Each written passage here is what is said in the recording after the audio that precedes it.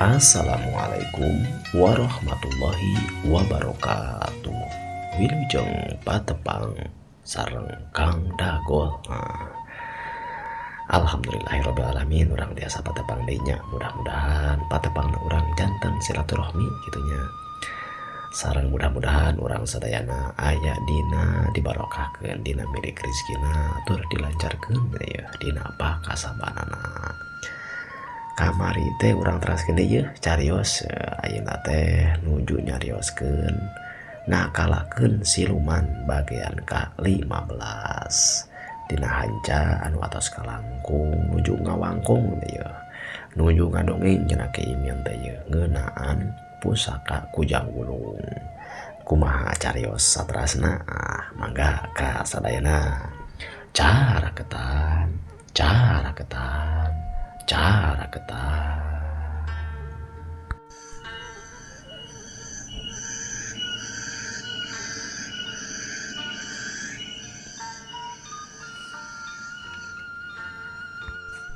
Dan jugalah satu loina nyarita. Wah nama ulah punten kinya yo. Ulah panjang lebar teuing ki. Sok ayeuna kedah kumaha atuh ki. Sabab kuring teh da alim aya di cenah ka alam siluman mah. Ya da pikiran abdi mah kitu tah. Oh, lamun ngalawan siluman nya kudu ku siluman deui. Jadi abdi teh mikirna kieu ki. Lamun si jantra anu diarah-arah ku siluman anu dipuhit ku abdi teh yakinya dika bisa salamet deui nya kuring teh yakin kasih jantra teh aya anu nang tayungan tah. Kumaha tah jantra dika bisa teu dibawa sabab kieu jantra ieu lamun kudu dicaritakeun mah anjeun teh geus pernah ku kula teh ku kuring teh dititah tah ka hiji jalma kitu mau dicaritakeun saha-saha mah anu dititah ku kuring mah ngan ditah nyurik anjeun kitu tah. Tapi eta jalma teh bisa nyurik anjeun tah. Tapi nah manehna teh kapaehan sabab cenah teu ujug-ujug manehna teh teu nyaho di bumi alam we. Berenang kapaehan we lah. Tah anjeun teh cenah berenang anu nyelametkeun ka anjeun. Tah sangkaan kuring mah anjeun teh dicokot teh ku siluman. Tapi istilahna mah anjeun geuningan teu kuna naon kitu tah. Kumaha tah naon rusiahna anjeun bisa kahiji teu bisa kaculik tah ku panitahan kuring teh. Kaduana nah anjeun teh teu bisa kacokot tah sanajan ku kuring teh bener mah sabenerna mah geus disebakeun kitu tah geus diwadalkeun. Tapi siluman teh kalakah menta nu sejen sebab anjeun mah cenah hese dicokotna kitu tah. Kumaha tah ki atawa jantra tah kitu cenah euceuk den jugalah teh. Ari eta mah kita nyaho eta mah kuduna ditanyakeun ka si jantra sugan anjeun jantra nyaho atawa bisa ngajawab kana pananya eta den jugalah kitu cenah ceuk keimin teh malik nanya ka si jantra kana pananya anu tadi diucapkeun ku den jugalah. Tidinya katingali si jantra teh ngahuleng nah jujur atawa entong cenanya nyaritakeun pangalaman manehanana anu dibawa ka alam siluman anu satuluyna disalametkeun ku hiji makhluk anu disebutkeun Raden Peking Tala teh anu sabenerna mah eta Raden Peking Tala ge sabangsaning siluman oge. Satuluyna si jantra nyarita sabenerna mah kuring oge taterang den ki naonnya kajadian teh sabab kuring teh naonnya istilah nama teu terang we pokona mah malahan mah waktu anu puguh nama nuju eta nengki nuju teu damang teh aki nuju teu garana awak teh aki kuring teh asa ingat asa henteu da eta teh pokona mah teu pararuguh we ki kitu cenah jawabna si jantra teh. Jika anu teteg eujeuh teu yakin manehanana karep cenah arek nyumputkeun kana kajadian anu sabenerna. Ngadenge kana omongan si jantra saperti kitu Ki Imin ungut-ungutan weh dina hatena jika anu nyangka kana perkara anu keur disumputkeun ku si jantra sanajan manehanana can ngarti naon anu sabenerna kejadian tapi tidinya Ki Imin nyarita. Ari kitu mah meureun anjeun teh can ngarti kana kajadian anu sabenerna mah. Tah kitu tah dan juga lah sabenerna mah. Saban-saban jalma anu ku anjeun dicaratkeun atawa disebakeun atawa dijadikeun caos pikeun mayar hutang anjeun ka alam siluman teh kitu kaayaanana. Ieu makhluk ieu jalma-jalma teh meureunan henteu ngarti kana kaayaan sabenerna. Ujung deui lamun diteang oge cantang tuh eta jalma teh bisa nyahoeun bisa nyaritakeun deui kana kaayaan manehanana keur bareto aya di alam siluman. Jeung wallahu a'lam meureun ayeuna manehanana nah bisa dibalikeun deui atawa henteu. Naon sababna? Sabab raga badag jeung raga lemesna geus dibawa ka alam siluman. Geus rusak di alam jelema teuing di mana ayeuna mah. Jadi lamun ngomongkeun tadi kana perkara hayang nyalametkeun deui. Eta jalma-jalma anu pernah ku anjeun diserenkeun ka siluman kahiji bisa wae kacokot. Tapi teu bisa balik deui jadi manusia anu sabenerna sabab meureun raga badagna mah teuing geus ka mana. Lamun kitu kumaha? Nah enggeus palasra atawa acan, hartina mah geus maot atawa acan. Wallahu a'lam deui. Aki oge teh bisa ngajelaskeun dina perkara eta mah. Cara saperti si jantra ge teu ngartieun kapan kana kaayaan anu sabenerna. Jadi kieu ulantaran si jantra teu ngartieun naon manehanana bisa sanajan ku anjeun juga lah geus disarenkeun ka siluman tapi henteu bisa kabawa. Aki oge henteu ngarti kana kaayaan sabenerna tapi aya kakuatan anu maha kuat, aya panangtayungan anu maha nangtayungan nyaeta istilahna mah Allah Subhanahu wa ta'ala. Lain istilah nama melentang tuh ieu mah pangeran urang nyaeta Allah Subhanahu wa ta'ala anu wajib ku urang dipentaan tulung dipentaan panangtayungan anu maha kuat jeung maha kawasa jeung maha sagalana we eta mah. Ngan namun dina perkara eta mah aki teu bisa leuwih panjang sabab aki teu ngarti eta mah sok we tanyakeun ka guru anjeun cantra nyaeta Kiai Nuria cek aki mah kitu lah. Ngandenge kana kekecapan ti Ki Imin kitu leng we si jantra teh ngauleng heueuh cenah dina pikirna. Di henteu-henteu oge sanajan siluman geus nang aya hiji siluman anu geus nang tayungan ka manehanana tapi keukeuh anu maha nang tayungan mah Allah Subhanahu wa ta'ala. Kumanehanana ge geus sadar deui manehanana teh sasat menta ngadoa malahan ku eta siluman paking talak titah munajat ngadoa ka Allah Subhanahu wa ta'ala titah loba dikir supaya bisa nang tayungan dirina sorangan kalayan diijabah doana ditang tayungan ku Allah Subhanahu wa ta'ala.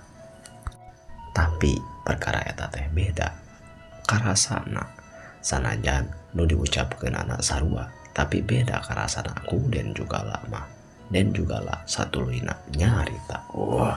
Kuring teh sabenerna mah kieu nya.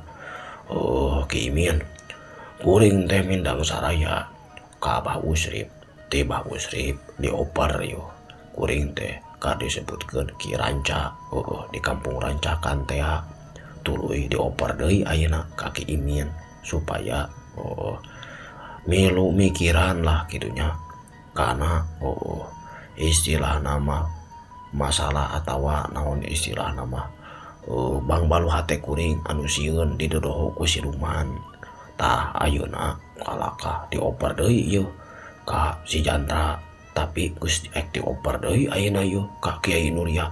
Ieu teh atuh kumaha kuring teh kudu ka mana ieu teh gitu ya.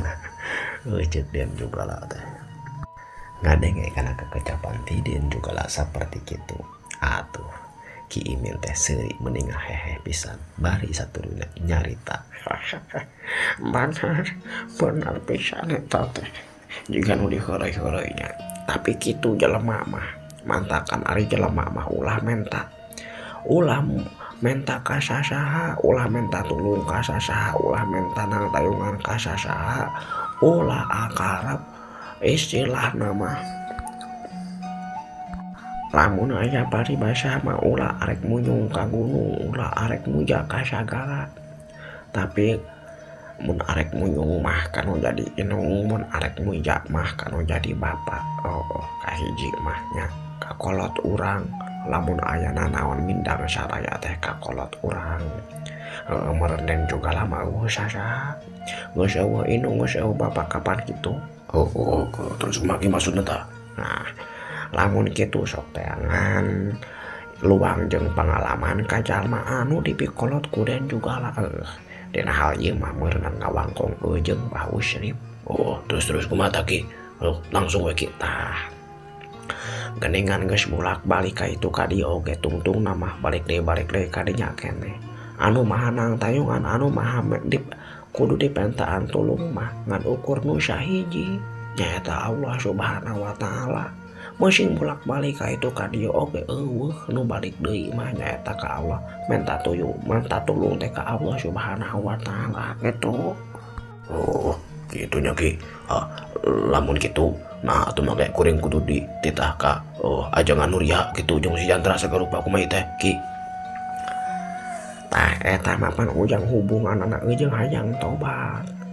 Jeung hayang hubunganna jeung naon ngarumasakeun, hayang bebas tina bang baluh hate anu geus ngasaan, geus ngarasakeun ngalakonan dosa ngadolim ka jalma. Tah anu mah nyaho masalah tobat jeung hubungan kanu Maha Kawasa mah kabeh jelema anu sok ibadah pasti geus nyaho carana. Ari anu geus nyaho mah ngan ujang meun ayeuna encan nyaho meun kumaha carana. Tah Aki nanya meun ka Aki, tah Aki mah teu bisa ngajelaskeun, bisa jang Aki sorangan mah. Tapi lamun jang kudu ngajarkeun ka ujang mah kudu balik deui ka nu leuwih nyaho, kudu nanyana ka anu leuwih nyaho nyaeta di belah dieu mah anu osok pananyaan perkara jang ngadeketkeun diri deui ka Allah atawa tobat ngaranna atawa hayang ibadah nya kudu ka anu pakna nyaeta ka alim ulama. Dina di dieu mah meureun ka ajengan Nuria ngarti anjeun. Kitu nya. Jadi ayeuna teh kuring teh kudu ka ajengan Nuria. Gitu. Terus aya tadi pusaka nu hubunganna tah eta mah usaha. Lamun teh mah engke geus ka ajengan Nuria bejakeun itu ieuna. Istilahna mah perkara anu bang baluh hate anjeun naon wae ka ajengan Nuria. Utamana mah hubungan jeung hayang tobatna tina sagala rupaning dosa. Tah ti dinya mah ieu cek Aki mah sanajan eta pusaka teu bisa kaagem teu bisa kacangkem oge ku anjeun. Dan juga lah atawa ku anjeun Jantra. Tapi urang moal butuh kana eta pusaka lamun geus ditang tayungan ku Allah Subhanahu wa taala. Lamun ku Allah geus ditang tayungan mah moal aya makhluk naon wae anu bisa istilahna mah ngaganggu ka urang. Tapi kapan eta mah doa anu kudu terus dipanjatkeun ku urang. Urang oge kudu bari aya usaha. Tah usahana ku tadi aya anu disebutkeun ku Jang Ulu. Eta mah mantakan samemeh kadinya benerkeun heula paniatan urang jeung batin urang jiwa raga urang. Tah ku Aki dititah ka ajengan Nuria. Tah ti ajengan Nuria mangke kumahana mah sok we ku anjeun istilahna mah laksanakeun. Sakalian we Jantra jeung anjeun istilahna mah tulungan ieu dan juga lah sabab anjeun oge di dieu kasangkut. Naon sababna kasangkut? Anjeun teh sabenerna mah ayeuna teh sasat keur di dodoho arek dibawa deui ka alam siluman. Sebab anjeun geus pernah bisa nyokot kana pusaka eta ku Jang Wulung. Ayeuna teh anjeun teh keur rek dicokot ka itu ka nagara siluman. Tapi Aki teu bisa. Teu bisa naon teu bisa nulungan anjeun. Tapi sugantah ari kanu maha istilah nama urang pentana kanu maha nulungan kanu manang tayungan ka Allah sok urang penta ka Allah ngan kumaha carana tah Aki tidinya mah teu nyaho sok tanyakeun ka ajengan Nuria kitu Aki mah lang si Jantra ayeuna mah ngahulang bener cenah anu diomongkeun ku akina teh manehna teh sasat keur di dodoho arek dibawa deui ka alam siluman. Lamun syariatna teu ditulungan ku peking tala mah manehna teh meureun dina waktu ayeuna oge keur aya we di alam siluman. Naon cenah sababna ayeuna manehna masih keneh aya di dieu? Eta teh wasilna oge tina ngawaro ka peking tala anu kudu loba dzikir jeung ngadoa ka Allah Subhanahu wa taala. Dina hal ieu manehna karak sadar yen anu maha dipetaan, anu maha kudu dipetaan tulung, anu maha nang tayungan teh geuningan Allah Subhanahu wa taala. Dina pikir si jantrana oge geuningan anu keur didodoho ku siluman ge lain manehna wungkul. Katut oge den jugala anu ayeuna mah rusiahna geus kanyahoan ku si jantra.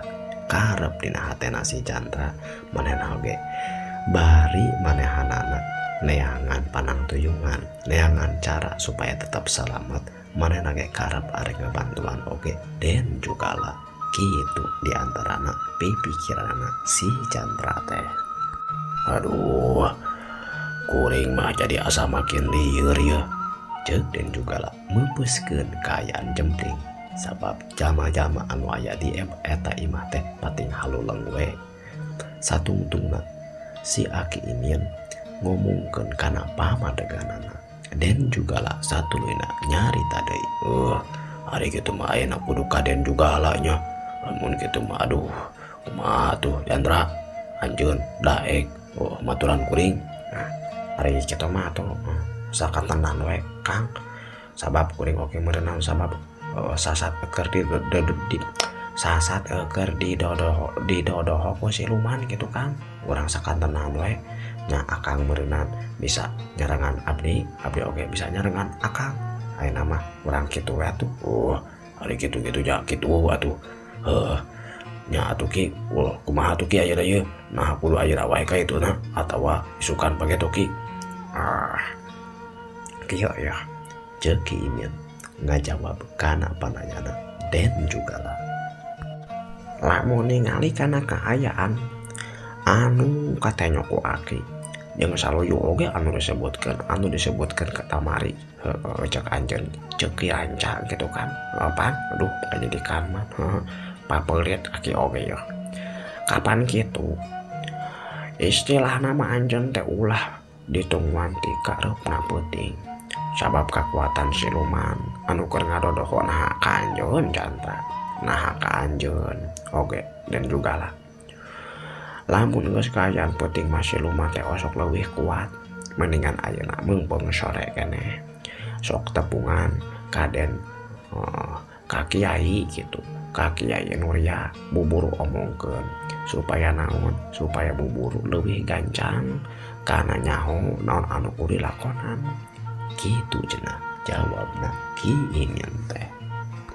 Sanggeusna aya ketentuan anu saperti kitu mah ieu dua jalma nyaeta si jantra jeung den jugala beberes weh cenah arek muru ka imahna Kiai Nuria.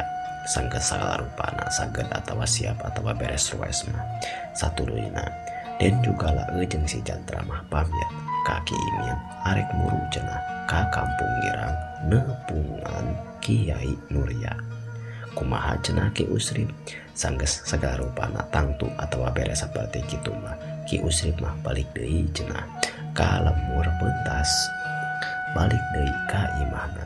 Sedangkan Ki Imin mah di imahna we cicing. Bari nempokeun kana laku lampahna lempangna si jantra anu masih keneh. Nuyod we cenah lempang muru ka imahna ajengan Nuria teh katingali tongongna salila. Iya si jantra masih katingali mah terus we diteuteub ku Ki Imin teh bari ngagarentes dina hatena. Jong jalo anjeun ayeuna kudu ngalalakon sabenerna mah aya anu leuwih hampang tapi sok teang aneh lawe.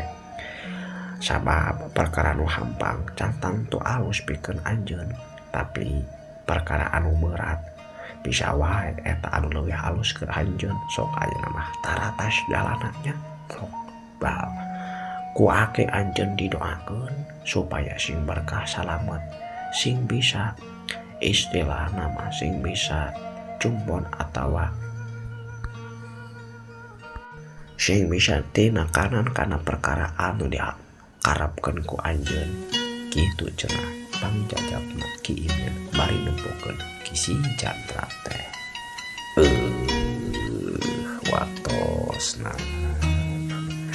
Waktosna parantos cekap kamu episode nu ayeuna. Aduh, rada apanya ya tina ngobrol aja nih ya carita teh. Da ieu mah model kieu jujutan caritana. Urang naonnya urang tunggukeun wae kumaha cenah geletuk batuna kecebur caina ieu dina lalakon ngakalakeun si Luman anu dicarioskeun teh ayeuna mas lalampahna si Jatra jeung Den Jugala kumaha ieu carios salajengna. Nah makanya diantos wae dina video-video saterasna. Wilujeng patepang deui peureuh